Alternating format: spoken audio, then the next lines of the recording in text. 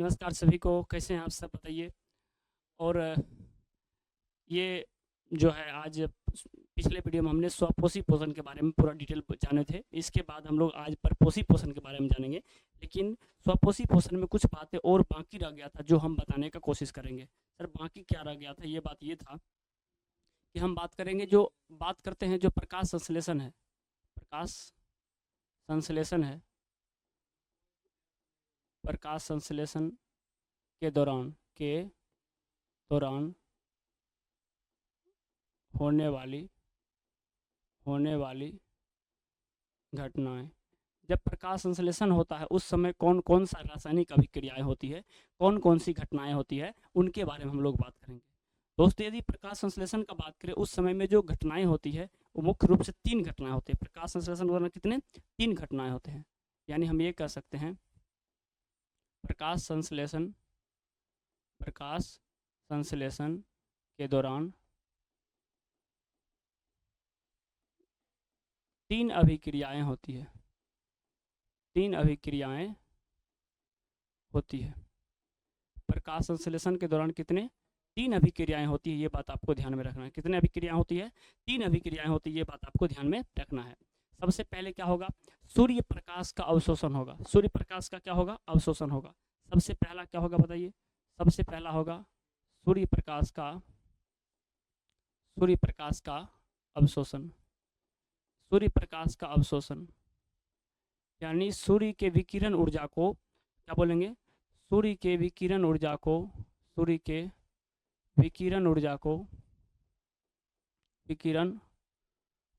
को जो क्लोरोफिल है, क्लोरोफिल अवशोषित करता है।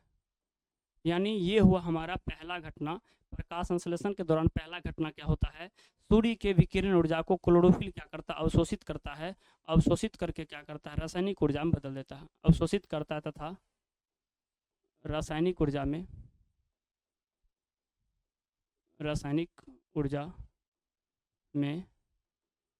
बदलता है। यानी इसको हम आगे भी बोल सकते हैं, रासायनिक ऊर्जा में बदलता, आगे भी हम कह सकते हैं। ये दूसरा स्टेप में दे देंगे तो ठीक रहेगा। ये हम कह सकते, दूसरा स्टेप में इसको दे देंगे कि ये हम कह सकते हैं क्या, दूसरा स्टेप क्या होता है, जो रासायनिक जो सूर्य का विकिरण ऊर्जा है, विकिरण ऊर्जा को रासायनिक ऊर्जा में बदलना, ये चीज़ें होती है। विकिरण ऊर्जा किस में बदल जाती है, रासायनिक ऊर्जा में बदल जाती है। और यहाँ से क्या होता है, यहीं पर एक चीज़ होती है जो ज़्यादा ज़रूरी होता है, याद रखना है कि जो जल के अणु होते हैं, यहाँ पर क्या होता है, याद रखिएगा, जल के अणु का विखंडन होता है। जल के अणु का विखंडन होता है। जल के अणु जब विखंडन होगा तो क्या सब बनेगा बोलिए, H2 और क्या बनता है, O2 बनता है। यानी O2 बोले तो क्या, ऑक्सीजन। O2 बोले तो क्या, ऑक्सीजन। और H2 बोले तो क्या, हाइड्रोजन। आपको यहाँ पर क्वेश्चन पूछता है कि प्रकाश संश्लेषण के दौरान ऑक्सीजन किसके टूटने से बाहर निकलता है, तो क्या कहेंगे, जल के अणु के विखंडन से ऑक्सीजन बाहर निकलता है। हाइड्रोजन भी गैस भी इसी के विखंडन से निकलता है। ठीक है, ये बात ध्यान रखना है। जल के अणु 2 भाग में टूटता है, किसमें, हाइड्रोजन और ऑक्सीजन में, ठीक है, ये बात आपको ध्यान रखना है। अब क्या होगा, तीसरा चीज जो होता है, तीसरा चीज होता है जो कार्बन डाइऑक्साइड है। कौन चीज, कार्बन डाइऑक्साइड का अपचयन। मतलब कार्बन डाइऑक्साइड क्या करता है, कार्बन डाइऑक्साइड क्या करता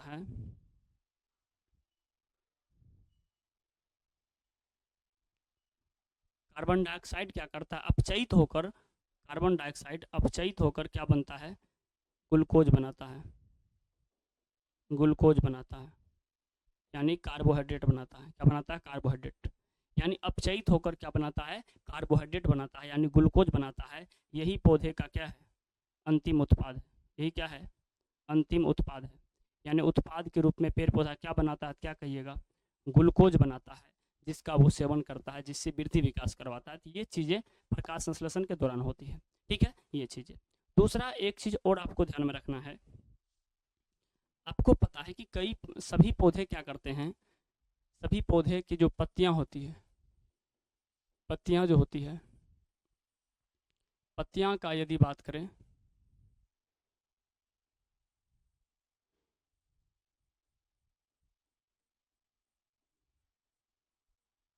ये जो पत्तियां का बात करें, तो पत्तियों के सतह पर क्या होते हैं, छोटे छोटे छिद्र होते हैं। पत्तियों के सतह पर छोटे छोटे छिद्र होते हैं।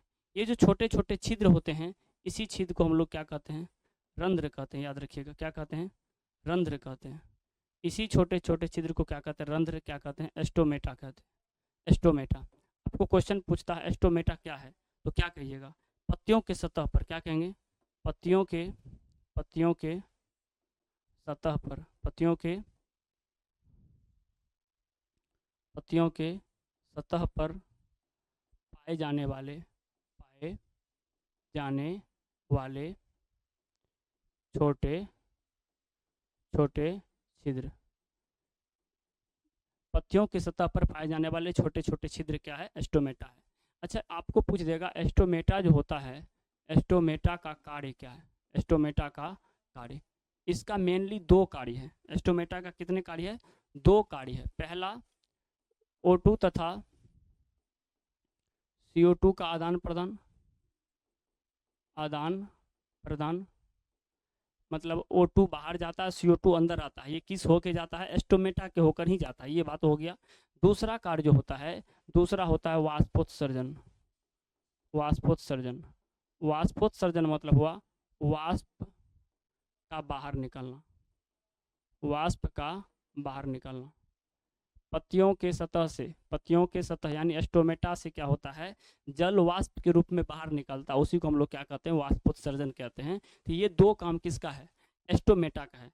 एस्टोमेटा का मेनली आपको दो काम याद रखना है। कौन कौन सा काम बोले, पहला काम तो O2 और CO2 का आदान प्रदान, दूसरा काम बोले जल वाष्पीकृत करना।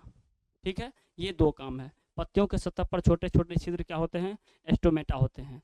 प्रायः क्या होते हैं, जो एस्टोमेटा के जो पास होते हैं, एस्टोमेटा का जो नियंत्रण होता है, इसका नियंत्रण कौन करता है, इसका जो नियंत्रण होता है दो कोशिका करता है। एस्टोमेटा का नियंत्रण दो कोशिका करता है। दोनों कोशिका को हम लोग गार्ड कोशिका क्या कहते हैं, गार्ड सेल्स कहते हैं। दोनों कोशिका क्या कहते हैं, गार्ड सेल्स कहते हैं, या रक्षी कोशिका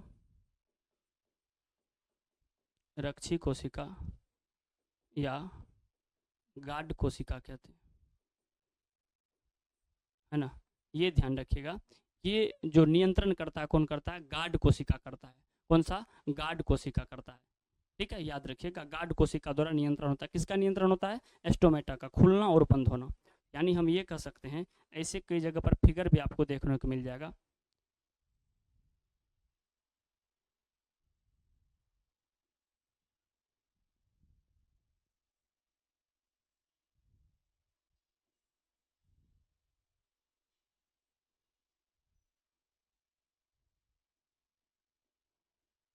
जैसे ये हुआ खुला रंध्र।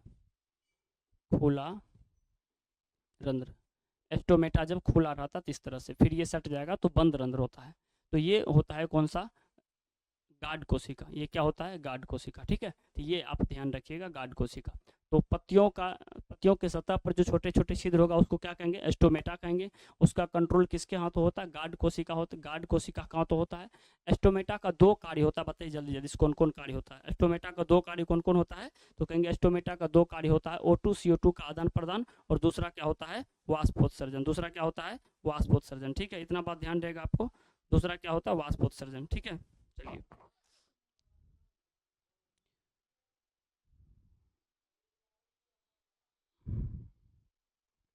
ठीक है, अच्छा एक चीज और ध्यान रखिएगा, इसको, ये जो हमारा गार्ड सेल है, इसको हम लोग और दूसरे नाम से भी हम लोग जानते हैं, किस नाम से जानते हैं, इसको हम लोग सहायक सहायक कोशिका भी कह देते हैं, ये भी ध्यान रखिएगा, सहायक कोशिका, ठीक है, लेकिन ज़्यादातर गार्ड कोशिका ध्यान रखिएगा। अब क्या होता है कि सभी सभी जो होते हैं, सभी पादप क्या करते हैं, पादप क्या करते हैं, दिन में प्रकाश संश्लेषण करते हैं, दिन में प्रकाश संश्लेषण करते हैं, ये बात तो सही है। प्रकाश संश्लेषण कब होगा, तो क्या कहेंगे, दिन में होगा, क्योंकि सूर्य का प्रकाश कब मिलता है, दिन में मिलता है। लेकिन कुछ पादप ऐसे हैं, सभी पादप ऐसा करते हैं, लेकिन कुछ प्लांट्स क्या है, देखिए करता क्या है, वो भी प्रकाश संश्लेषण दिन में ही करता है, लेकिन उसके साथ एक घटना होती है, दिन में जब प्रकाश संश्लेषण करेगा, इसका जो एस्टोमेटा है, जब ये प्रकाश संश्लेषण करेगा तो एस्टोमेटा क्या होगा, खुलेगा, एस्टोमेटा क्या होगा, खुलेगा। जब दिन में प्रकाश संश्लेषण करेगा तो एस्टोमेटा दिन में खुलेगा। मेघ का थोड़ा गड़बड़ी हो गया था, कोई वो बात नहीं। देखिए यहाँ पर हम बात करें, सभी पादप दिन में प्रकाश संश्लेषण करता है, जब दिन में प्रकाश संश्लेषण करेगा तो एस्टोमेटा खुलेगा। सर एस्टोमेटा क्यों खुलेगा, एस्टोमेटा खुलने का कारण है, एस्टोमेटा खुलेगा तब तो कार्बन डाइऑक्साइड अंदर आएगा। जब पत्तियों का सतह खुलेगा तो कार्बन डाइऑक्साइड अंदर आएगा, कार्बन डाइऑक्साइड जब अंदर आएगा तो जल उस समय बाहर चला जाएगा, जब कार्बन डाइऑक्साइड अंदर आने लगेगा तो उस समय पानी बाहर चला जाएगा वाष्प के रूप में, धूप में वाष्प बन सकता है जल, तो बाहर चला जाएगा। तो जिसके पास ज़्यादा जल होगा बाहर चला जाएगा तो उसको कोई फर्क नहीं पड़ेगा, लेकिन जिसके पास पानी का अभाव होगा उसका जल यदि बाहर चला जाए तो पौधा तो सूख जाएगा, परेशानी हो जाएगा। तो कुछ पादप ऐसे हैं, जैसे हम बात करें रेगिस्तानी पादप, क्या बोलेंगे, रेगिस्तानी पौधे का बात करते हैं सर। रेगिस्तानी पौधे को हम लोग मरुद्भिद कहते हैं, मरुद्भिद कहते हैं, मरुद्भिद पादप का यदि बात करते हैं, मरुद्भिद पादप का यदि बात करें, ये क्या करता है, रात में एस्टोमेटा खोलता है, रात में एस्टोमेटा खोलता है। चलिए इसके साथ बड़ा बढ़िया बात है कि एस्टोमेटा कब खोलता है, रात में खोलता है। रात में खोल के क्या करेगा, रात में जब एस्टोमेटा खोलता है तो उस समय ये क्या करता है, CO2 ग्रहण करता है। रात में जब एस्टोमेटा खोलता है तो रात में ये क्या कर लेता है, CO2, यार CO2 ग्रहण करता है। तो हम ये बात कर रहे हैं कि ये क्या करता है, रात में एस्टोमेटा खोलता है, CO2 ग्रहण करता है। सूर्य प्रकाश रात में होता नहीं है, जिस कारण से इसका जल वाष्पीकृत ज़्यादा नहीं होता ही नहीं है जल वाष्पीकृत, ठीक है। लेकिन कार्बन डाइऑक्साइड ये क्या किया, रात में ग्रहण कर लिया। अब इस कार्बन डाइऑक्साइड को भर रात रखेगा, जब दिन होगा तो सूर्य प्रकाश मिलेगा, इसको सूर्य प्रकाश मिलेगा, ठीक है। जल तो है, कुछ मात्रा में जल तो है, उसके साथ कार्बन डाइऑक्साइड रात में ही ले लिया था, क्लोरोफिल भी है, यानी सभी चीज़ें मिल गया। तो अब ये दिन में क्या कर लेगा, भोजन बना लेगा। तो भोजन कब बनाएगा, दिन में, लेकिन कार्बन डाइऑक्साइड कब ग्रहण किया, रात में। तो ये जो भर रात कार्बन डाइऑक्साइड जमा रहा इसके पत्तों में, तो इस दौरान भर रात जो जमा रहा, इस दौरान क्या होता है, एक मैलिक अम्ल बन जाता है। क्या अम्ल बन जाता है, मैलिक अम्ल का निर्माण हो जाता है, याद रखिएगा। रात में किसका निर्माण हो जाता है, मैलिक अम्ल का निर्माण हो जाता है। इसको कहते हैं मध्यस्थ उत्पाद, क्या कहते हैं, मध्यस्थ उत्पाद कहते हैं। तो पूछेगा आपको, रेगिस्तानी पौधों में प्रकाश संश्लेषण के दौरान मध्यस्थ उत्पाद क्या बनता है, क्या कहिएगा, मैलिक अम्ल बनता है। या मध्यस्थ उत्पाद किस में बनता है, तो रेगिस्तानी पौधों में, क्योंकि रात में ही कार्बन डाइऑक्साइड ग्रहण कर लेता है, जल वाष्पीकृत नहीं हो इसके लिए। ये ऐसा किस में होगा, जैसे हम एक चीज़ जो आप लोग को सामने उदाहरण है, नागफनी में कैक्टस है ना, तो नागफनी में ऐसा क्या होगा कि रात में कार्बन डाइऑक्साइड ग्रहण करेगा तो मैलिक अम्ल बनेगा। मैलिक अम्ल को हम लोग क्या करते हैं, मध्यस्थ उत्पाद कहते हैं, और सब पौधों में मैलिक अम्ल का निर्माण नहीं होता है। क्लियर इतना बात। प्रकाश संश्लेषण सभी दिन में ही करता है, प्रकाश संश्लेषण दिन में ही करता है, लेकिन क्या कार्बन डाइऑक्साइड ये रात में ही ग्रहण कर लेता है। ये सब दिन में ही कार्बन डाइऑक्साइड भी ग्रहण करता है, दिन में भोजन का निर्माण भी करता है। ठीक है, इतना बात, ये बात बोल रहे थे। ठीक है, चलिए अब इसके बाद थोड़ा सा हम अब बात करते हैं हम लोग। अब स्वपोषी पोषण का लगभग सब बातें अब हो गया है खत्म। अब हम लोग बात करेंगे किसका, परपोषी पोषण का। अच्छा, इससे पहले एक चीज़ और छूट गया, सॉरी, एक चीज़ और छूट गया। एक चीज़ और क्या छूट गया, हम ये बात कर रहे हैं जो पौधे प्रकाश संश्लेषण नहीं करते हैं, या ऐसे कह सकते हैं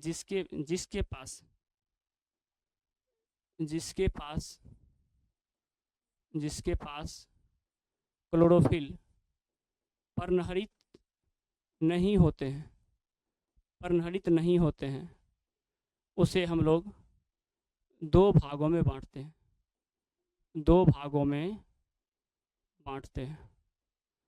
पर्णहरित ने उसे क्या भागों में बांटते हैं? दो भागों में बांटते हैं। कौन कौन सर? दो भागों में बांटने का मतलब हुआ कि दो भागों में बांटने का मतलब हुआ, एक पौधा को बोलेंगे परजीवी पौधा, परजीवी पौधा, ठीक है, और दूसरा को बोलेंगे क्या? मृतजीवी पौधा, मृतजीवी पौधा, यानी जो जिसके पास क्लोरोफिल न होगा, यानी जो प्रकाश संश्लेषण नहीं करेगा, उसे क्या भाग में बांटेंगे? दो भाग में, मृतजीवी पौधा और परजीवी पौधा। परजीवी पौधा के अंतर्गत कौन आ जाएगा? तो आपको याद रखना है अमरबेल, अमरबेल। ये किसी दूसरे पौधा के शरीर पर उगता है, उसको नुकसान नहीं पहुंचाता है, उससे अपना भोजन प्राप्त कर लेता है। मृतजीवी के अंतर्गत कौन आ जाएगा? तो आपको याद रखना है जो गोबर छत्ता है, गोबर छत्ता, इसको हम लोग मशरूम भी कहते हैं। ये हमारा किसके अंतर्गत आ जाएगा? ये हमारा किसके अंतर्गत? मृतजीवी के अंतर्गत। मृतजीवी पौधा है, इसके पास क्लोरोफिल नहीं होता है, इसके पास भी क्लोरोफिल नहीं होता, कसकोटा के पास। ये परजीवी पौधा हुआ, क्योंकि ये सरे गले चीज़ों पर उगता है, इसीलिए मृतजीवी है। और ये जो है दूसरे पौधे का बना बनाए भोजन लेता है, इसलिए क्या है? परजीवी है। अब एक चीज़ और देखिए, कई पौधे ऐसे हैं जो क्या करता है, जो क्या करता है? प्रकाश संश्लेषण करता है, प्रकाश संश्लेषण, संश्लेषण करता है, करता है, लेकिन करता है, लेकिन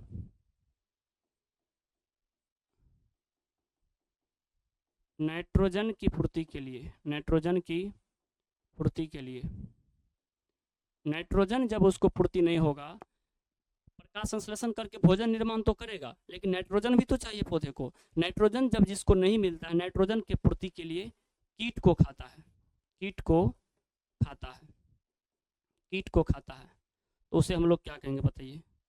कीट को खाता है, उसे क्या कहेंगे? उसे हम लोग कीट भक्षी कहेंगे। उसे क्या कहेंगे? कीट भक्षी पौधा कहेंगे। उसे हम लोग कीट भक्षी पौधा कहते हैं, उसे हम लोग कीट भक्षी पौधा कहते हैं। कीट भक्षी पौधा के अंतर्गत कौन कौन आ जाएगा? तो आप याद रखिएगा, एक होता है पिचर प्लांट, पिचर प्लांट, इसको हम लोग नेफेंथिस भी कहते हैं, नेफेंथिस कहते हैं, या इसको हम लोग क्या कहते हैं? घटफरनी कह देते हैं, घटफरनी कह देते हैं। एक ड्रोसेरा याद रखिएगा, ड्रोसेरा। ये सब क्या है?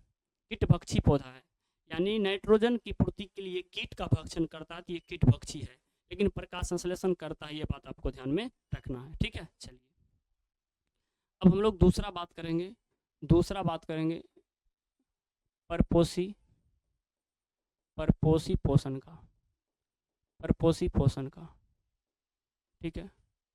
परपोषी पोषण क्या है? जब पोषण के लिए, जब पोषण के लिए किसी दूसरे पौधे या जंतु पर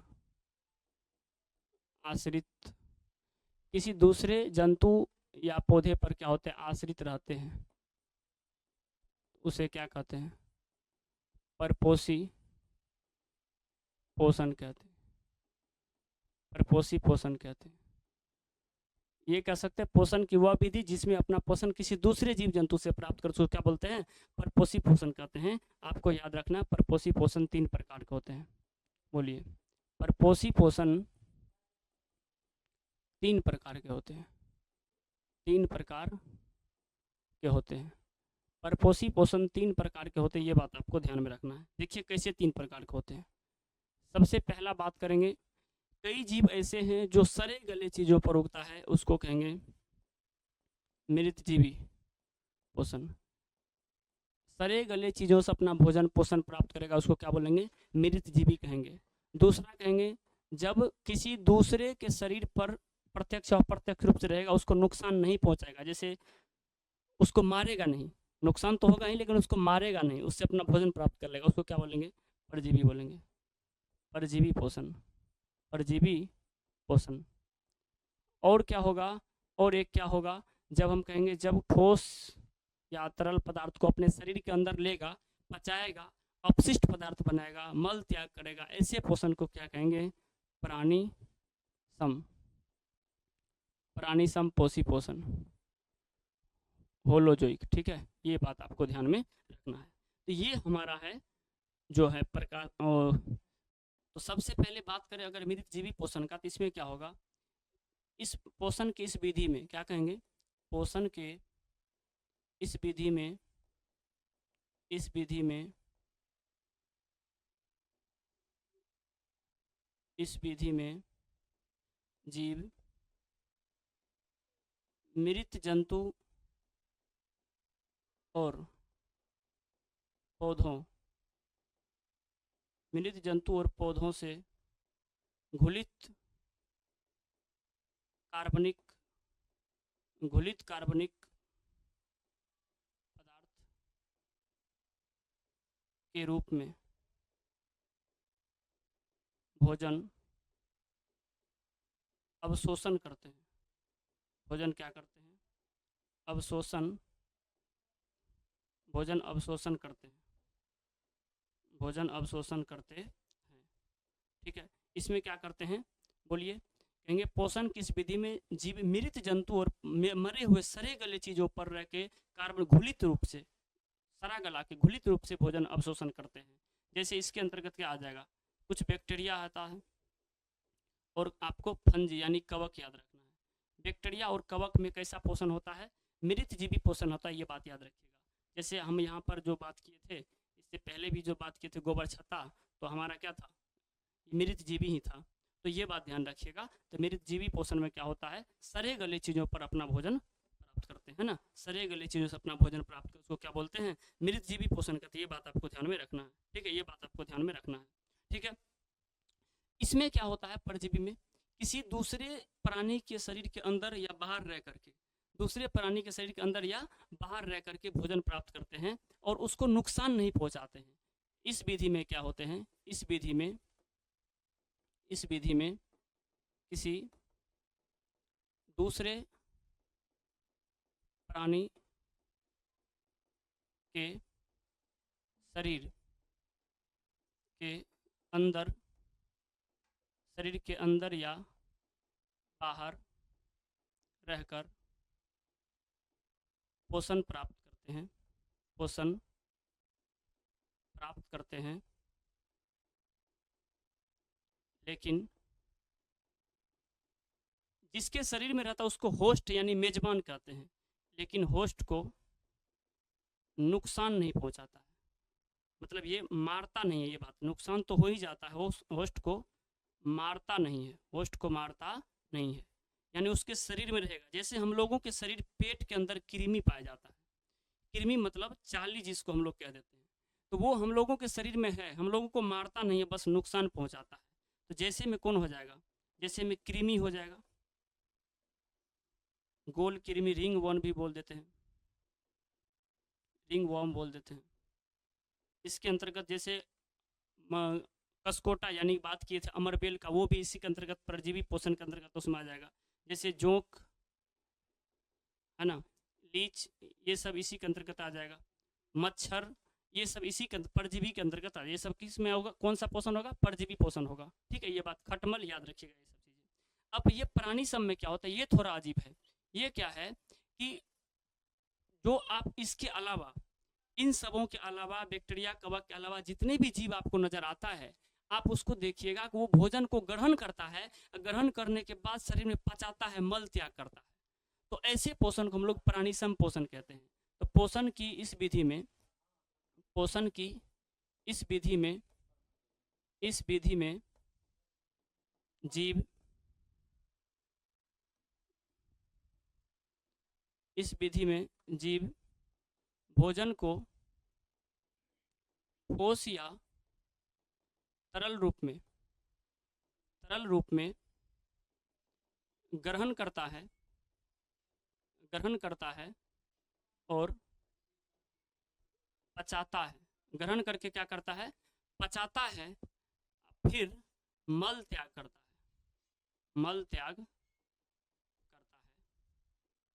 मल त्याग करता है। तो पोषण किस विधि में हम भोजन को क्या करेंगे, ग्रहण करेंगे, पचाएंगे, फिर मल त्याग करेंगे, अवशोषण करेंगे, स्वांगीकरण करेंगे, ये सब चीज़ होगा, उसको बोलेंगे प्राणी संपोषण हो रहा है, प्राणी संपोषी पोषण हो रहा है। ऐसा किस में होता है, तो बड़े बड़े जितने भी आप जंतु देख रहे हैं, जैसे मानव देख रहे हैं, जितने जंतु बड़े बड़े गाय भैंस बकरी देख रहे हैं, और एक सबसे जो इम्पोर्टेंट क्वेश्चन पूछा जाता है वो अमीबा जो देख रहे हैं, अमीबा भी भोजन को ग्रहण करके पचाता है और मल त्याग करता है, तो अमीबा में भी कैसा पोषण होगा, प्राणी संपोषी पोषण होगा।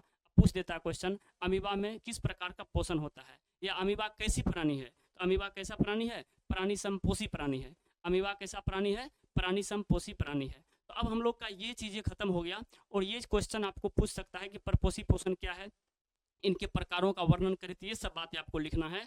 और अब हम लोगों का जो मेन टॉपिक रहेगा तब खत्म हो जाएगा, एक तो अमीबा में पोषण पढ़ेंगे, दूसरा मानव में पोषण पढ़ेंगे, तो उसके बाद हमारा पोषण चैप्टर हो जाएगा खत्म। दो चीज़ हम लोग पढ़ेंगे और खत्म कर देंगे, ठीक है। थोड़ा माइक का आज गड़बड़ी है, यही तक रहने देते हैं, धन्यवाद।